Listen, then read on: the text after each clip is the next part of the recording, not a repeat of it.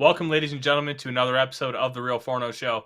Tonight, we're going to be discussing the NFL Scouting Combine. If you don't know what it is, this is going to be the show for you. We are going to be talking about what it means to the Vikings, what it means to the rest of the NFL, what we can gather from this weekend that is often referred to as the Underwear Olympics. We're going to touch on a couple other things, and we're going to do another mock draft. Sit tight. We're going to have a good time tonight. Welcome to the Real Forno Show. Welcome to the Real Forno Show, managing editor of the USA Today's Vikings Wire, betting and college football analysis for the Fantasy Points website, publisher of Substack Run and Shooter, host of The Good, the Bad, and the Hungry on the Voices of Wrestling Podcast Network, as well as a member of Climbing the Pocket. Welcome, ladies and gentlemen, to another episode of the Real Forno Show. I am your host, Tyler, and if you're watching on YouTube, you can see up in the right corner, producer Dave. Dave, how are you doing on this glorious Monday? Doing wonderful. It's been a busy Monday. We got out that show earlier today. If you haven't seen it, check it out. Tyler did a short episode earlier. Tell them about it, Tyler. Absolutely. So if you didn't hear on Friday, Jalen Ramsey was basically put on the trade block, for better or worse, by Tom Pelissero. There had already been conversations that he was going to be traded, and it seems like, according to sources in the league, that's almost certainty at this point. So we discussed whether it was good for the Vikings. We talked about the positives. We talked about the negatives. We talked about if it makes sense. And we kind of fell into two camps. One reason that does make sense and one that doesn't. If you want to listen to it, it's only 7 minutes. I highly recommend you doing so. If you're listening on podcast, you can also go up just ahead of this show and you can listen to it as well. It's a real quick and easy one, and it'll give you the baseline of information you need to decipher whether you think it's a good idea. It's not just, hey, the guy's really talented, we need him. Of course. There are always other elements to it, and those variables are what we discussed, and I thought it ended up being a very good discussion and a very brief one. So if you're just sitting on the toilet and you want to have something to do while you're finishing your business, it's perfect. Or taking a shower. I love listening to podcasts while I'm in the shower, just getting clean and all squeaky, smelly good. Well, 7 minutes is about the right time for a shower. It'll give you some nice listening. Dave, I'm not going to lie. We have the Scouting Combine coming up this weekend, which tells me two things. One, we're 2 days away from March, which means winter's almost over. And two, we're going to learn a lot of information about some of these prospects, and it's going to help clear our minds when it comes to the NFL draft. And quite frankly, I'm really excited. You aren't the only one. I am too. Now, the Combine itself is a fascinating little beast. Yes, the players run around in their spandex and they get tested on all sorts of things. They get wired up for speed and heart and all sorts of medical checks. They do their 40s. They run around the cones. They do this. They do that. They do their jumping. And all those factors are just possible indicators to move a player up or down on somebody's board, right? The majority of what team scouts is how they played. But if suddenly that player has a little bit extra more oomph, right, then a coach might say, hey, I can develop that. They may move up. If they do poorly, they may move down. It may be a great wide receiver, but if he runs a 4.6 40, he's dropping. And it's those things that are fun, along with all the rumors that come out of Indianapolis. Absolutely. Okay, so there's a lot that we're going to talk about today, and we are going to have a ton of coverage on VikingsWire.com.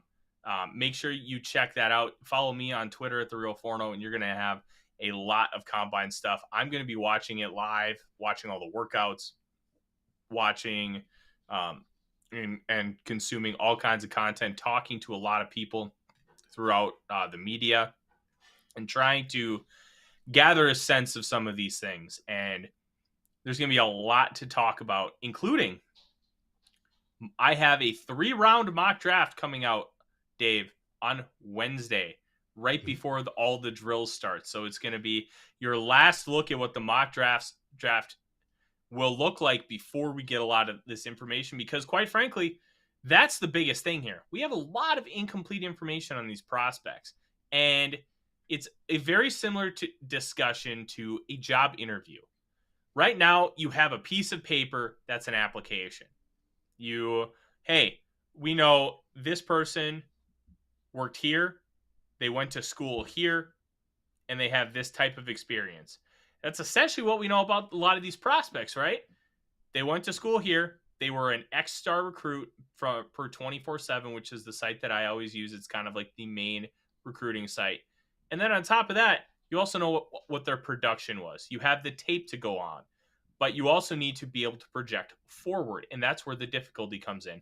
And that's why a lot of these tests are so important. Oh, this guy looks really fast on the field. Well, how does that break down? Is he quick? Does he just get up to top speed really fast? Is he a slow burner? What are we looking at here? And that's why a lot of these tests can really tell us a lot about these prospects and why it's so important. It's like right now you have a job application and you're about to go in for your first interview, and then the rest of the process will be like a second and final interviews. And then you'll have the NFL draft to see who wants to hire you. And that's kind of what you're looking at. Now, some of these, tests, the athletic tests are kind of Yeah, you don't need to be great in all of them, but what you do need to do is show a little bit. You need to show a semblance of, hey, I am a good athlete. I'm fast on tape. I'm also fast in the 40. And being able to do both of those things simultaneously is a really good step in the process. Now, some people don't run a fast 40, but they're very fast on tape, and you can kind of discern that. If a guy runs fast in a track setting but does not look very fast on tape, then you have a lot of questions that you're going to try and answer. So essentially what you're using these tests for is to determine what you see on tape and either confirm or deny what your priors are. And priors, it's the information you've already gathered. So when you read any of my scouting reports, also available on VikingsWire.com, I get that from tape. I get that from live viewing because I watch a ton of college football because it's part of my job. And when I watch all this college football, I know that X player is already really good because they do this well. Well, then when I go watch the tape, I try to confirm or deny it because I want to see how that translates. Is it just from a live viewing experience, or when you're able to see a bird's eye view, the all 22? The all 22 basically means the beginning of the play, you can see the entire field. You can see all 22 players and where they're lining up. How does that equate? Is it the same? Is it different? And I think it's a really good cross-reference point. It's like, hey, I know that this happened in this time, so I'm going to go look it up in the encyclopedia. And then I'm going to go dig up a couple articles in the library. And then I'm going to cross-reference it on the internet. It's kind of the same thing as like you're doing a research project. This is basically a big thesis paper. That's what the NFL draft is. And the scouting combine is a really big component of it. Davey, I don't know if it means zilch. It's they're looking for certain traits. Say take an offensive lineman, my buddies, the big round bellies, right? Do they care what a 40-yard run a lineman runs? Not really, because he's not going to be running 40 yards when he's playing ball. Do they care about him coming out of his stance and either the first 10 split or sometimes like on a wide receiver, that second 10, is he accelerating? Can he explode? Does he have the agility to go side to side? And this means a lot. They sort of test it. If you take Ed Ingram moves side to side in an overset. He moves too far, too quickly, but he has that ability to go side to side. You'd rather do that than not be able to get out far enough to make the block. Those are things that can be tested and verified. Also, with the combine, each team has the opportunity to interview up to 60 players. Now, it's a very much a assembly line type of deal where they go from hotel room to hotel room to hotel room, team to team to team to team, but they get to see that person. Is he going to gel? First impressions. Just you talked about a job interview. How are you interacting with the people that are there interviewing you, right? I'll give an example. When I went to work for American Building Company, right, to design buildings because of my architectural engineering background, I went up there and the first thing I did was a set of 4 tests, right? And one was math, one was a visual engineering sort of stuff, how I could perceive things in 3D, drafting sort of type deal. Another one was, one of them was how you got along with people. What were your ethics and how you interacted? And that was all before we sat down and talked to the HR lady, the head engineer, the owner of the plant, the this, the that. This is what the combine is, but it's for all those players to meet all the teams and do just that. And it's valuable.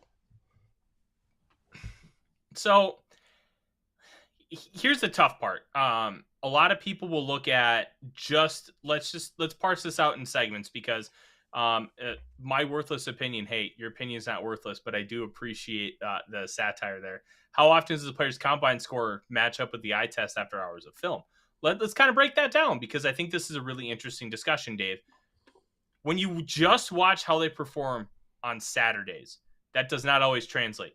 Some of the best quarterbacks in the history of college football, in my opinion, the 2 best players in the history of college football were Tim Tebow at Florida, Tommy Frazier at Nebraska. Neither one of their games at the time translated to the National Football League. That doesn't mean they weren't really good. It's just sometimes what you do in college does not equate to NFL success. And you'll see some quarterbacks that are just okay-ish in college. Josh Allen, Patrick Mahomes. They end up being great in the NFL because what they do projects out way better. And then when you get here with better coaching, I mean, obviously Patrick Mahomes was at Texas Tech, Josh Allen at Wyoming. You're not exactly getting grade A coaching there. Well, they ended up with Sean McDermott and Brian Daboll in the case of Josh Allen and Andy Reid with Patrick Mahomes. Those things make a big difference. And being able to make that judgment that you can be able to transform these guys in the NFL because of what they bring to the table. And that's what you're trying to find. You're trying to find traits. Production is great and you want to see production, but it's not an end all be all. And that's why sometimes just being good on Saturdays isn't good enough for Sundays. And you want to see things that translate. And one of the easiest ways to see if that'll translate is the combine. Some guys look really fast against slow competition. If the University of Alabama goes and plays Northwestern has a first-round quality tackle and a day 3 running back. That's kind of about it. So you're not really seeing like, hey, Alabama running back Jahmyr Gibbs, he's playing a lower level of competition. Oh, he looks way faster than them. Well, how fast is he? If he's just way faster than them and runs a 4.5, that doesn't really tell you a whole lot. It tells you that Northwestern is bad, and that's why the combine is so important, because it helps you understand what the tape is in a better sense, because it'll tell you how quick they are, how athletic they are, because I could tell you how athletic Dalvin Cook is based on facing NFL level competition because it's the top level of competition. In college, it's so incredibly volatile going from like the top 10 teams to the bottom 10 teams or anywhere in between. It's very, very different and hard to judge that way, which is why the combine is as important as it is. Essentially, you want to prove that, great point. Big fish look better in small ponds. Yes, they do. They also look better in better situations. Some offenses are better. College offenses use spacing so much differently than the pro offense because the hashes are 2 times wider. You can maximize the boundary side, which is the short side. The field side, which is the wide side. You can utilize space in such a different manner, and that helps you become so much more productive, so much better. Well, spacing in the NFL is almost half that, even though they're playing on the same size field. It's a little hard to explain, but basically the amount of talent you have on both sides of the football is amplified so much versus the college level that the amount of space you have just deteriorates quickly. Davey, too many teams draft a cat because it looks good on tape at the college level and at the combine, but he can't play NFL football. And that's where this is the biggest educated guess there is, because you're trying to make these decisions and you're trying to say, hey, this guy was good in college. He's got the traits to be successful in the NFL. And sometimes those guys do bomb. You're 100% right. But you have to try and get as much information as you can to make that decision. And that's where the combine is so incredibly important. And it's not just the testing. It's like Dave said, the interview process. Now, at the Senior Bowl, every team talks to every kid. So they don't have to go back and interview any Senior Bowl guys unless they want to. They probably will. They'll probably pick a few, hey, I want to spend more time talking to this guy. Or I want to see, hey, what is this guy doing? Or I want to throw the scent off, so I'm going to interview this guy. Now, if you remember 2011, the Vikings did not talk to Harrison Smith once during the entire pre-draft process, and they took him because they wanted to throw people off the scent. They already knew what they were going to get, and they were 100% right. This is also a big game of chess, and you have to be careful with some of these things. You don't want to tip your hand. It's a huge game of strategy too. Well, and that's where the GMs and the personnel departments make their money, because they've got to be better than the 31 other teams at doing this. And that's why they end up getting fired after a while, i.e. Rick Spielman, and we now have Kwesi Adofo-Mensah. It's all part of that, and hopefully they're getting better at their tools, whether it be analytics, better scouts at watching, identifying stuff, better tests for cognition or whatever they're looking for. They find those gems and they get great value at where they draft them. You talked about one example of wasn't fantastic in college, Danielle Hunter. Danielle Hunter, when he got drafted, he only had like 3 sacks in college. And he is 4.5. Oh, okay. He is a top 5 defensive end / edge rusher in the NFL. They saw something. It worked. They developed it. He's gotten to where he is dominating, and he did it relatively early. Right now, when Justin Jefferson came out, everybody knew Justin Jefferson was going to be good. They didn't know how good, but they knew it was good. That was a relatively smart move. But it's when you pick like Stephon Diggs in the 5th round, and he turns out to be fantastic, right? You've got to be able to spot those, and stuff that happens at the combine can help fill those boxes to solidify that team's, I want to say draft board, but actually how they feel about that person. So whether they're worth drafting or not. That's why it's here. That and to make it the NFL more money, of course. Yeah. It's the whole process needs to be taken advantage of by these teams to learn as much as you possibly can about these players. And I'm going to try and pronounce it. Freakerby, the speaker, says, what do you think about the Vikings' chances at a quarterback like Richardson? Well, I would highly recommend going back a couple weeks and watching that episode, or it might have been last week. I can't remember, but we talked about it either last week or the week before, the whole idea of Anthony Richardson. And I love Anthony Richardson. Obviously, I'm a Florida guy. You can see it on my shirt right now. But it's not just about me being a Florida guy. It's about me being an NFL draft analyst. And with Anthony Richardson, you can't just watch him play on Saturday and understand everything that's going on, because there's so much nuance to what he brings to the table. And you can also understand why his struggles and weaknesses are what they were and how they can be fixed. And I don't think the Vikings are going to have a chance at him, because he's going to throw at the combine. He's going to wow everybody, and he's going to test out of his mind. And I think he goes top 5. That really stinks because I want him in Minnesota, but that's just kind of where we're at. We have the 23rd overall pick, and unless you want to give up next year's draft completely, which look, I'm not going to advocate for, but I'm also not going to say it's a bad idea to go get a guy like Richardson. It was last But Monday's show, to be exact. yeah.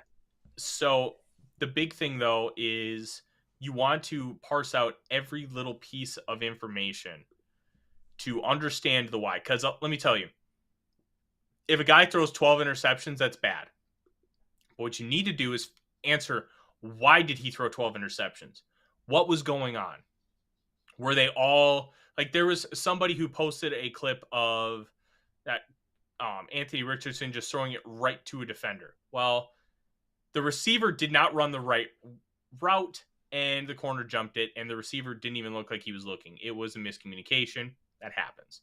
Well, you could also just go and be like, hey, Kirk Cousins thinks because he threw it directly to that Buffalo Bills defender against, like, and it looked like he was throwing it to a wide receiver. Like, stuff happens, and you just have to figure out why. Kirk Cousins there had a brain fart, and then he came back and led one of the greatest comebacks in Vikings history. Like, stuff happens, and you just want to be able to answer the why behind it. Richardson he graduated from a high school in Gainesville, Florida, 15 minutes from the swamp where he played his college football. There's a lot of pressure on a hometown kid, and he was already getting massive hype before the season. I loved him as a recruit.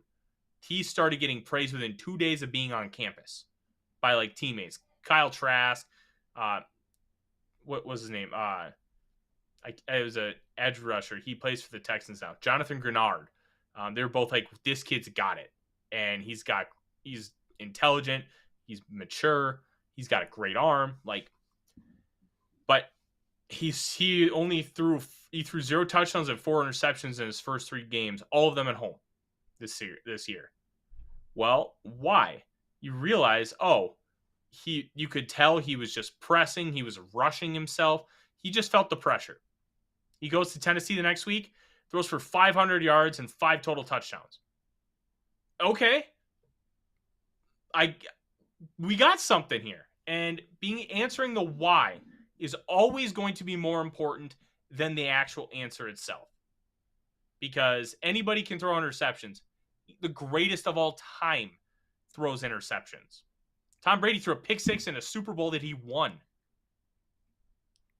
It happens. They're random and they stink, but you just have to answer the why behind it. And that is why it's so important, and why some teams get it wrong and some teams get it right, because they're willing to dig deep and find that why. We're kind of getting a little off track talking about the same points over and over again. Let's talk a little bit more broadly about why the combine is important. And I would highly recommend you to go check out articles from both Judge Zulgad and Kevin Fielder on VikingsWire.com. They both wrote different aspects about the combine. Kevin in a much more broad sense, and Judd in a much more Viking-centric sense. Something that's going to be talked about a lot at the combine is contract extensions.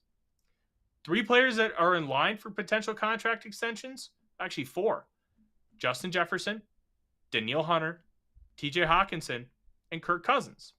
You're going to be able to talk to agents, both for the player and other players. You're going to be able to get a sense of, hey, what would these guys potentially be worth on the open market? What would they be worth in a trade? Like, you're going to have all these conversations, and this is why the rumor mill is so important here. Because you're going to have to ask yourself, what's going on with X, Y, and Z? And once you get those answers, then you're going to be able to take that to the drawing board. I'd say there's a 50% chance the parameters of one of those 4 extensions get done over the weekend. Because there's going to be a lot of time to have those conversations, and it's going to be a net positive. Now, which one gets done? Who knows? There's a few more. Those are the four big ones as far as like just a straight up extension. You could talk about a restructure. They don't need to ask permission for anybody to restructure.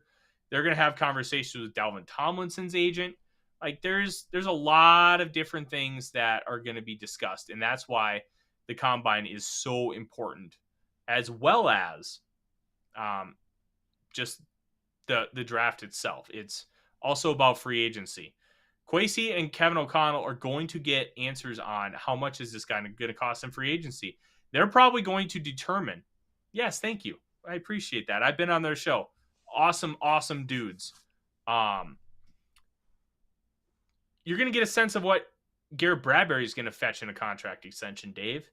If it's $6 million, like PFF is projecting, I think it was 6 or 6.5. Okay, that's pretty palatable. If you hear, oh no, Garrett's going to get $10 million on the open market, well, then maybe you decide you're going to go in a different direction. Then you start having other conversations while you're there. You start thinking about, hey, maybe we sign a free agent to like a 1 or 2 year deal, draft the guy later in the draft and try and develop him for a couple years and then put him in that spot. Like the combine is going to be so much more than just, hey, I'm going to run a 40 in Under Armour. Like that's not all that it is. And that's really important to know. But it's also having those conversations. Trades get done at the combine. The Jets trading up with the Colts and giving them 3 second-round picks to go up from 6 to 3. That deal was facilitated at the combine. Took a couple weeks to announce, but they facilitated it in Indianapolis. And you talk about the meet and greet, talking more with these players, seeing them in a different situation. All of this is going to be really important. And it's never one thing. And that's the thing. You never want to boil anything down to one thing. The only time you should ever do that is if you're on the fence, be like, okay, if this guy runs really fast and he proves that he was that fast on tape, I'm sold on this player. Okay, that's fine because you're looking for one piece of data to be able to tell you if it is what you think it is. I have no problem with that. If you're just looking for the data in order to make up your entire mind about a player, you're doing it wrong. Because you should already have a good sense of what these players are and then use the data to cross-reference what you already know and challenge what you already know. And I think, to me, Dave, I don't know how you feel about it. I think that's the most important thing, is taking the data you gather here and cross-referencing it with what you already have. Kind of like, it's just like a basic science experiment. You have a plant outside. You've been feeding it water and this specific type of fertilizer.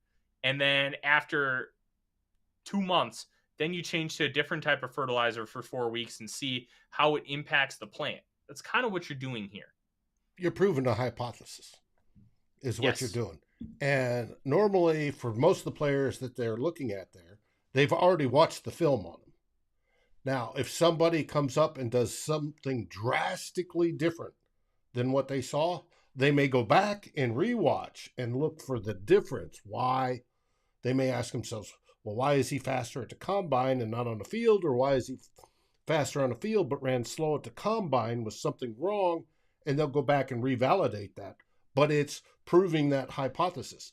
And if something else comes up outside of the athletic side of it, concerns about would he get along, things like that, that they're going to now see sometimes for the first time, those get applied to that. Well, he was great on the field, but he's a pure jerk and nobody's going to like him. So we don't want to bust up our chemistry by bringing him along, type of thing. Or, yeah, this guy's a great guy. He's a born leader. Yeah, we want him, sort of thing. All those get seen first at the combine. Yeah, 100%. They get it happens first at the combine, and one of the things that I'm very excited for is I want to see how certain guys perform. And you're going to see an article from me tomorrow that I'm going to spoil here a little bit for you guys listening live tonight. I wrote up 10 players that I think Vikings fans should be watching for, just offensive players at the combine. On Thursday, Kevin Fielder, one of my columnists, is writing one on defense. And I'm looking for specific things. Like Anthony Richardson, I want to see what his athletic testing is, and I want to see him throw the football in a weird environment, because you don't always get a lot from throwing in a weird environment, but you can get a lot because if you're really good at it, that says volumes about you, because it's a lot of timing routes. It's a lot of throwing to receivers you've never thrown to before. And in this sport, a foot means a lot when it comes to ball placement, when it comes to trying to gauge where the receiver is going to be running to. You can tell them to run to a spot, but if they have to slow down, like that's also bad too. So it's a lot of different things.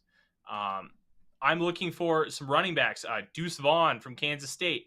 How does he test? Because he's reportedly measures in at 5'6" and 176 pounds. He's a small boy, but he can block. Dave, you should watch this guy block. He is incredible at it. Like as a pass protector, like I don't care that he's small. He can block big dudes, and he can block them well. Going to the knees?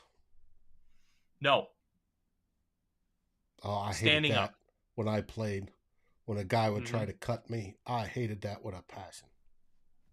He does not try to cut. I mean, as a running back, he does, but he likes to stand up and take you on, and he can do it. Wow. And to me, I don't really care if you're 5'6", if you test well, and he's got a well-built frame. Like Darren Sproles was all thighs.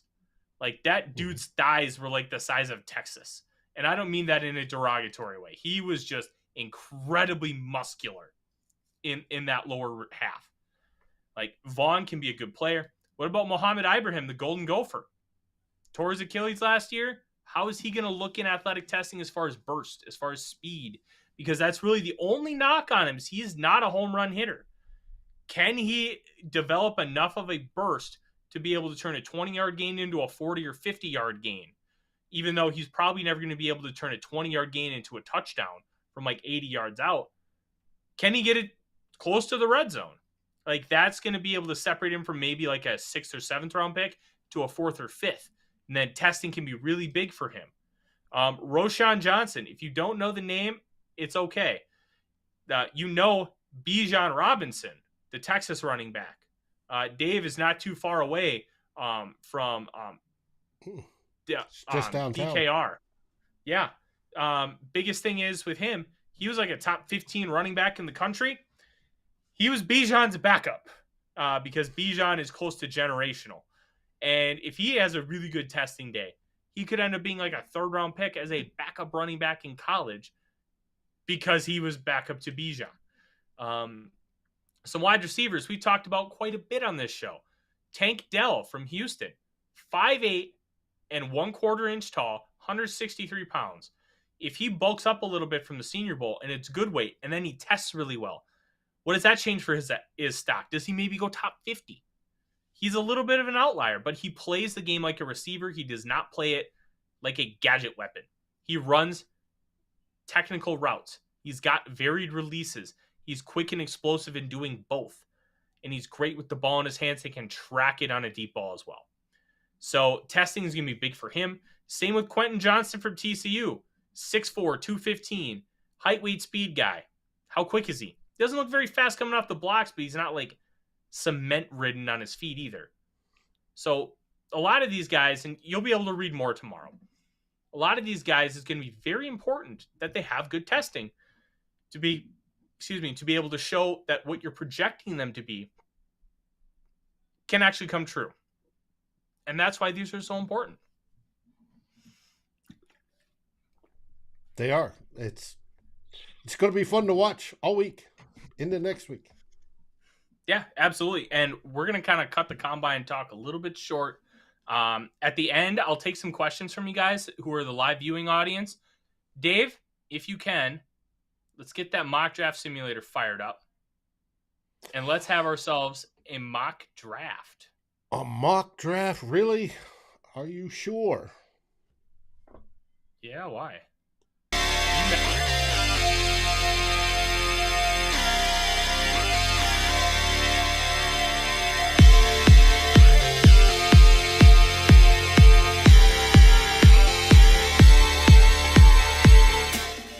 Welcome to the Real Forno Show's Mock Draft Mondays. Who will the Vikings pick, and who's your favorite choice?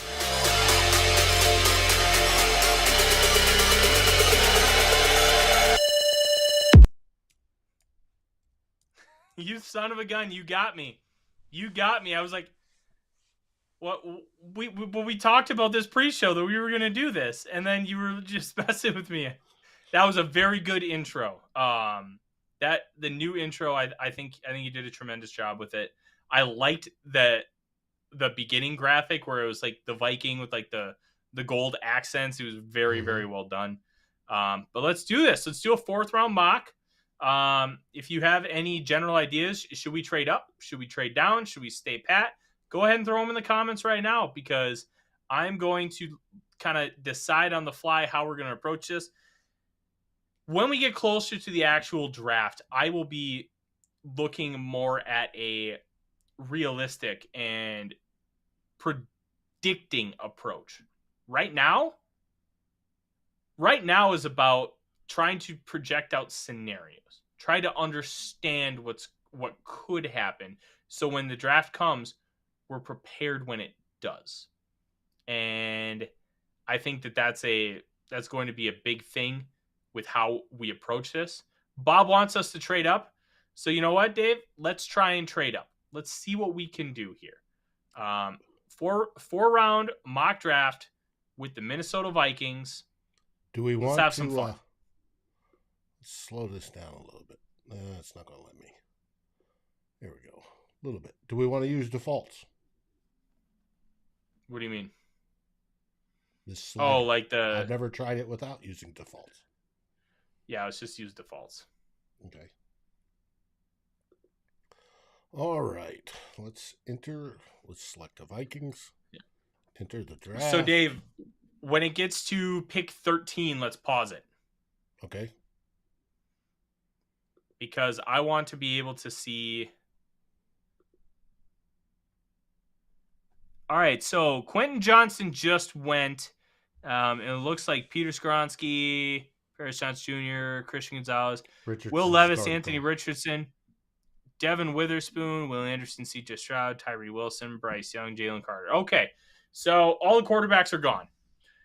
Let's take a look at the board real quick, and let's decide, hey, do we want to trade up? Is there anybody worth it to trade up for? Right now, off the top of my head, I'm thinking maybe Brian Branch, but do you want to trade up for a safety? I'm obsessed with Brian Branch. I would love him here. And I don't care if it's safety 2 years in a row. That guy can play nickel. He can do a lot of things for you. He's like a combination of what Lewis Seen and Harrison Smith is, in like a very positive way. So right now, I don't think that we should trade up with the Jets, because I just think you're going to be paying too much for a premium to get a non-quarterback. Let's drop down to like pick 17, Dave, and kind of see where we're at. It went too far. All right, so we're at 20. Branch went at 16. You've got Osiris Torrance, Michael Mayer, Jackson Smith, and Jigba. Like, okay. PFF doesn't show the board until you're on the clock, unfortunately. I'm still waiting for the TDN simulator, because that simulator is the one I love to use, but unfortunately it's in beta testing still. And yes, and you can see everybody that's available and who's going to go in. Yes, I agree with you, David, very much. Okay. I don't think there's anybody worth trading up for right now, so I think we're going to stand pat at 23, and we're going to look to maybe trade down. We left the opportunity available to trade up, but it just did not come to fruition. When you take a look at the board, Lucas Van Ness, Elijah Cansey, I don't see them taking Cansey because he weighs 260 pounds. He plays on the interior. Look, is he really good at what he does, pass rushing? Yeah. I just don't know if he's necessarily a fit. And sometimes if you're not a great fit, you almost have to eliminate them in certain places. Zay Flowers is a guy I love. Yes, but he weighs like he's 265 pounds, like dripping wet. Okay. So we're looking at like a Tomlinson size. roughly? No, you're looking at like a Hercules Mataafa size. Okay. A little bigger than that. I mean, Dalvin Tomlinson's 310, 320. So, Zay Flowers is a guy I like a lot. I saw a lot of talk in the chat about Flowers. I think he's really good. Deonte Banks, I'm a big fan of as well. He is continuing to be mocked more and more to the Vikings. Andre Carter, let's talk about him for a second. Our edge out of Army. And I don't mean this to be insulting to Andre Carter. He has a high school senior's body because at the University of Army, at West Point, they don't exactly it's the U.S. develop Military Academy. No, sorry, U.S. Military Academy. They don't exactly develop you to play football. They develop you to be a soldier and you play football. He needs a lot of work, a lot of time in the weight room, and a lot of work with technique in order to be able to be maximized. I don't think that's a guy you take in round 1. It's a guy Is you he take going in to like be round allowed to play 3, round 4. Anyway. Yes, they that bill that ended up getting signed that completely took that away. They modified it before it got to the president, and yeah, you'll be allowed to play. Okay. I think during the offseason, you have to do some of your duties. You have to serve a little bit, but he'll be allowed to play. You'd have a reserve commitment while you're in there. When we got the long snapper, the Air Force Academy grad, that took the president signing a waiver for them to play, and to waiver that initial commitment time and postpone it until they were done playing the pro sports. And he did it for, I think, all the pro sports at that time, not just football. And while they're in that pro sport window, they still have reserve duty responsibilities. And for us, when it was the long snapper, the lieutenant, he was doing some logistics stuff at the air base at St. Paul, Minneapolis St. Paul base with the Air Guard. Yeah. I think it's really cool that they still get the opportunity to do so, and it doesn't necessarily take away from their commitment with the U.S. military. Yeah, Davey, you kind of see my point then. Like it's not that he's unhealthy. It's not like he just needs to have an NFL body, and he's just not there yet. And well, if he's 6'3", it's because he went to Army. If he's 6'3" and 170, he's not even close. I was bigger than that in high school. No, that's what Davey said he was. Andre Carter's like 250, 260, but when you look at him, he's got chicken legs. He does not built strong. Like you'll be able to tell with some of these guys. Nolan Smith weighs like 240 pounds. He's 6'3", but he looks like he has more of an NFL body than Andre Carter does. So I don't think there's anybody that jumps out here that's like, oh, I need to take this guy. Dave, let's take a look at those trades. Okay. Let's see what we can get to move down. Now, here's something to know with the PFF simulator. This is not necessarily realistic. Okay? It's like it may make sense as far as a value perspective for a team to trade you like 6 picks to take the Vikings 1, but that doesn't mean it's good in reality. Like, oh, the Vikings could trade their first round pick and they'll get like 6 picks, but the next time they pick is at pick 80. Like, no, like, so it's something to just be mindful of. Okay, so they're offering us. What are they offering us? I can't tell. I don't like this. It doesn't tell me. The Chiefs are offering something.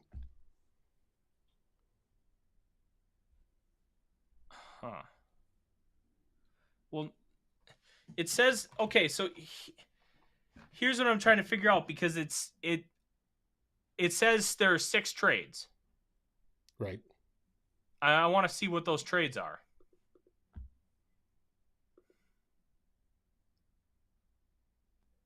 Okay, so those are the teams interested in this pick. Oh, so they're just telling us what teams are interested, and then we get to build the trade. Okay. Okay, I see that. All right, so let's take a look at the Chiefs, because I think that's a very logical spot for us to drop to. 31. Now, if you remember, the Vikings made a trade from 25 to 31 into 2020. They ended up picking Jeff Gladney with that selection. Rest in peace. And they got a 4th round pick to move back. So what I would do here, Dave, because it's 23, I would ask for 123 and 133 to go back from 23 to 31.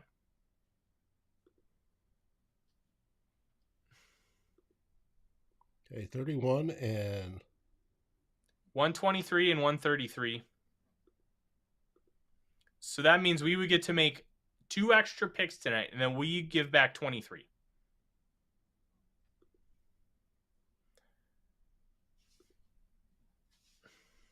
Perfect. So we just got 2 4th-round picks to go back 8 spots. I think, considering where the value of this draft is, I think that's a very good deal. So let's resume and let's see what ends up happening and what we're looking at. Okay, so Deonte Banks is still on the board. I don't want to trade back again. I think we should make a pick here. Deonte Banks, Nolan Smith. Let's scroll down a little more, Dave. Anton Harrison, Will McDonald, Antonio Johnson. So there are some good players available on the board here at the last pick of the first round. I think based on what we have right now, Dave, there's really one selection we should make based on what I'm seeing. And that is? I think we need to take Deonte Banks, the cornerback from Maryland. I love the kid. He went toe-to-toe with Marvin Harrison Jr. and held his own. And if you don't know Marvin Harrison Jr., you will. He is probably going to go top 5 in next year's draft. He is really, really good. And now with Banks, I don't think the Vikings have to feel like they need to take a cornerback, but we also haven't done anything in free agency yet. So we still have that space. Okay. So now we're picking at 87, and we're not going to pick again until 119. So there's a couple different routes we can go. And there are 2 guys that I see right away that I'm very interested in. One is Nathaniel Dell. We talked about him earlier. He's a little smaller. Yep. Just a tremendous football nickname. Tank Dell. I think he'd be a great pick. And then there's Carl Brooks, the edge from Bowling Green. Dave, you would love Carl Brooks. He is an edge rusher at 300 pounds, and he can bend. This dude is a unit, and he can be very multiple for you. You can play a 5-tech. You can sign him in and play 3 technique. He could stand up and be an edge rusher. This dude played as an edge rusher at Bowling Green because he was just that freaky. And I think that the Vikings should focus on offense in this draft, but I'm going to be honest with you. I see Carl Brooks right there, and that's where I'm going to go because I think Carl Brooks can be that type of player that can help you be multiple, and that's one of the things with Brian Flores. He wants versatile football players. And he's going to give you pressure from the line versus being an pure outside linebacker. Right, type edge rusher. He's more a traditional edge / move in and pressure from there than Zadarius Smith would be. Even though Zadarius moves all over the line. But you're telling me he's more put the hand in the dirt and I'm going to beat that guard. I'm going to beat that tackle. Yeah, he is okay. He's good. He's versatile. Think of Trey Flowers. 93 grade in 2022. Damn.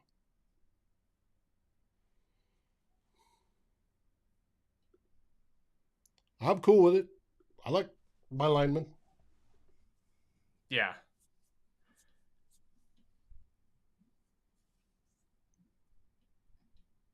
All right. Let's take a look at who we've got here. Okay. So Michael Wilson's going to be a guy you're going to hear a lot about, especially this week.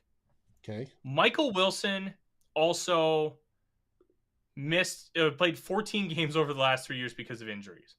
Cody Mock was not available. He's probably going to go top 50, especially because of his versatility. He's now proven he can play 5 positions on the offensive line. He was a left tackle for NDSU, but he showed in Mobile He can be a center and he can be a guard. Those are probably his three best spots, the 2 guards and center, just because of his limitations, like with arm length and everything. And he's just a mauler. I think he'd be better on the inside. But Michael Wilson, man, does he got tools. He's got size. He's got speed. He's got route running. He can catch the football. He can high point it and track it. But can he stay healthy? Like, that is very worrisome. Multiple injuries to his lower legs. Not good. That's where the trainers come in, and we got the best training staff now. Yeah. We do have 3 picks in this round, so we can take shots. Let's scroll down a little bit. Who else is available? Because PFF's board is going to stack up differently than mine. We have a lot of running backs available here, and I think that's important to talk about because running back is going to be a position that we need to prioritize. Dorian Williams, the linebacker from Tulane, is a guy that we're going to talk about too. He's got great sideline to sideline speed. He's a thumper. I really like him as a projection to be a 3-4 inside linebacker. All right. Davey, so there's yes, not every time I run this, Schmitz is off the board before we get to 23. Yeah. Okay. So when I take a look at this, Dave, I think this is where you take that shot at Michael Wilson. Even though you've got the injuries, 4th round's the round you take those guys. It's guys who are too good but have off the field concerns or lack of production. Guys who have a ton of production but don't have a lot of athletic traits, or you take guys that are just injured. And that's what Michael Wilson is. Here, I think the Vikings could use a running back. Madison's gone, presumably. Dalvin Cook could also be gone.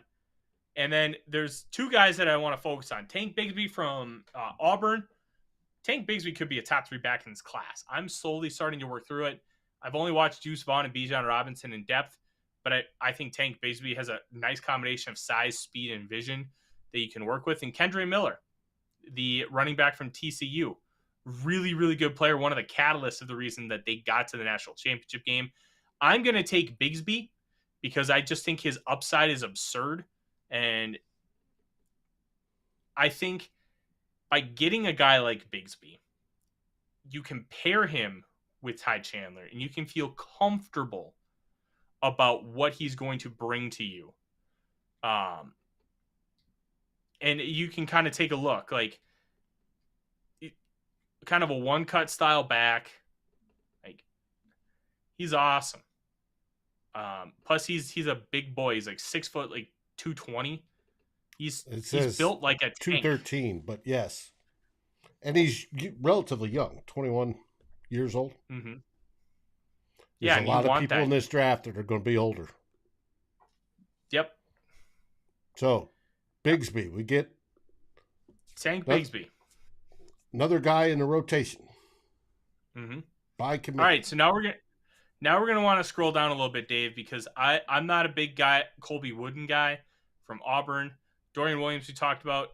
We have a corner. His teammate Banks' teammate Jacorian Bennett's on the board.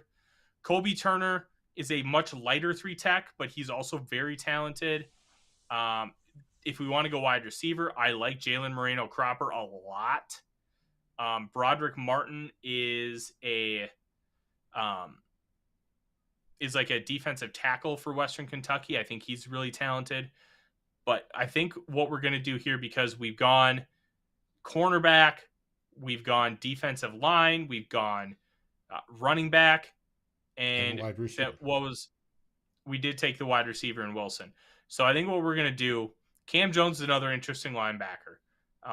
Athletic, long for being 6 foot, great tackler. But we're going to go up and we're going to take Dorian Williams, the Tulane linebacker. Here's something to be aware of, that it seems that the Vikings, like, I'm kind of taking these guys as a different example, but there are 2 things we know for sure about Kwesi Adofo-Mensah, Dave. He loves, download that image and let's post it and let's kind of get some reaction to it. We can post it after the show and try and get some engagement online and get some people to watch. What's his name? Kwesi. Like A minus. That's a pretty good draft right there. Kwesi has shown two things to be true so far. He loves quickness in the 10-yard split, and he's only drafted Power 5 players. In this, we drafted two guys who did not play at a Power 5 school, Karl Brooks, Dorian Williams. I'm not going to say that they're off the board, but it's something you have to really consider when you're talking about the Vikings. I think that it could very well be that they only draft Power 5 guys again. Because they must have something analytically that says that you want to draft Power 5 guys because they play a higher level of competition, yada, yada, bing, bang. Okay, makes sense. And Power 5 is going to include like your Independents, BYU, and Notre Dame because they play a Power 5 schedule. Now, will that continue on this year? Because you have a full scouting year, which I project from after the draft to the draft. Like Kwesi came in January last year, like right before the Senior Bowl. You're doing things on a much more condensed schedule. This is going to be Kwesi's first full year. We're going to learn a lot about his process, and it's going to be very fascinating to watch. I liked this draft a lot. I think you attacked multiple needs. You got value, as you can see by some of these grades. I think Karl Brooks probably goes around 87, even though his grade per PFF is a C-. But I love Karl Brooks. He's going to be one guy I watch on tape over the next few days, like in full, to get an even better sense. But everything I've seen from him so far, he's awesome. Dave, how do you feel about this draft before we head out for the night? It's a mock draft. I'm still in the learning phase of learning these guys. So I don't know. I have a few draft crushes, and some of them are gone by now. So it's, hey, It is what it is. We'll learn more this week. That's the whole point of the combine. We're going to start to put it up. I'm going to switch screens real quick. So I get it up. We have a schedule. Let's see. Where's the schedule? Scroll down. Here we go. Here is the player schedule of what's happening. We've already had guys starting to report. We did yesterday and Sunday with the D-line and linebackers. Everything gets staggered so that they can get field time. The D-line and the linebackers are first on the fields. And that, I think, happens starting Thursday. And the field work goes through Thursday through Monday the 6th. Those are the days that we're glued to watching NFL Network or NBC, because I see NBC is broadcasting quite a bit of it too. And we're going to watch that. And then we're going to watch the internet and see how guys are coming in with those spider charts and their RAS numbers and all how that puts together. And you're going to see people that you hadn't watched. How many college programs are there? There's a gazillion of them. Yes, you know the top 5 schools. You know the SEC and the Big Ten and all that. But there's plenty more, and we're going to be able to see it. I think there's over 200 players that were invited to this. 300. Okay. 300. It's like 315. It's a lot. It's a lot. So it's going to be a learning process, and that's what we love. Yes, Davey, drafting a kicker is against the rules in my book. You will never see me do that again. But yes, and another thing that I failed to post up here, I had it run at the very beginning. This week, we get the press conferences from Kwesi on Tuesday, and we get the press conference from Kevin O'Connell on Wednesday. They're always, we had, with Rick Spielman, we had Rick speak, which was interesting.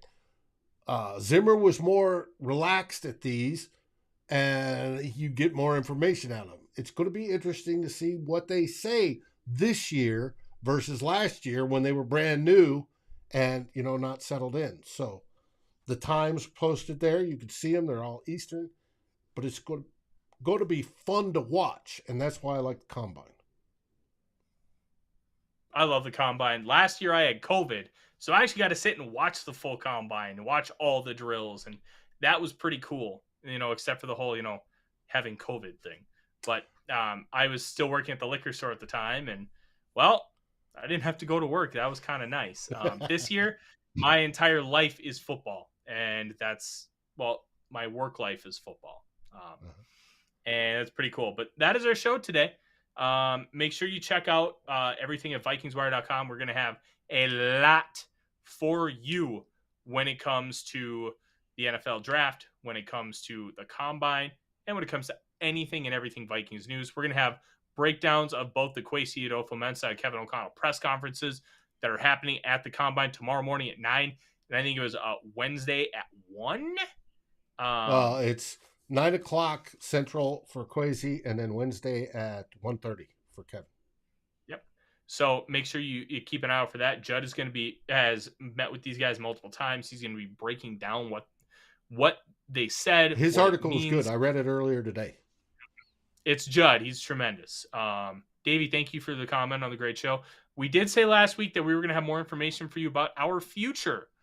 Well, the good news for you is we don't have any news. You're going to be able to continue to watch this program on this YouTube channel and listen to it on this podcast RSS feed for at least another month. So you don't have to worry about us going anywhere for the time being. You're still going to get all the great shows. Anyways, we just may have a slight change the curtains a little bit. Yeah, exactly. We would like to thank you guys for joining. We'd like to thank our sponsors, Lake Monster Brewing and That's Badass Wood Art, for supporting us and the network. You can make sure that you follow everything that we are doing. Dave and I went in news breaks. We are going to have something for you. I will let you know, unless Dave and I can work something out as far as what we're going to do, because I'm going to be out of town on, I think it's Monday, March 20th. There may not be a show that day.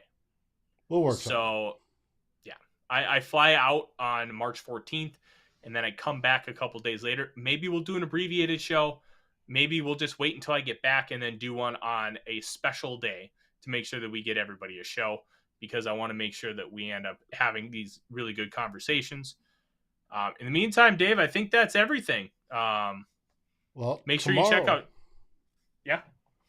We did a mock draft tonight. We got an A- grade. Tomorrow, the boys over at Vikings Happy Hour are posting an A+ graded draft that they did. I am really curious to see how they managed an A+ out of the PFF draft machine on their mock draft. That will be posted tomorrow, and then we'll have mixes of us and Vikings Happy Hour all week, to be followed up on Saturday, where Darren and I, and your two old bloggers, will be talking about the combine. But in our most anticipated episode yet, we've gone through all State of the Vikings, all the offensive groups except for one. That one is quarterbacks. And with the news out today, reported by Tom Pelissero, that Kirk Cousins wants either to play out his contract as stated or a long-term one, it's going to be relevant, and we can't wait to get into it. Absolutely. There's going to be a lot more coming over the next couple months, because we are 2 months from today away from the Vikings making their hopefully first selection in the 2023 NFL draft, and we cannot wait for it. From Dave, myself, thank you for watching and listening to the Real Forno Show. Have a fantastic rest of your week, and Skol Vikings, baby. Turn in your Mondays purple. Skol Vikings!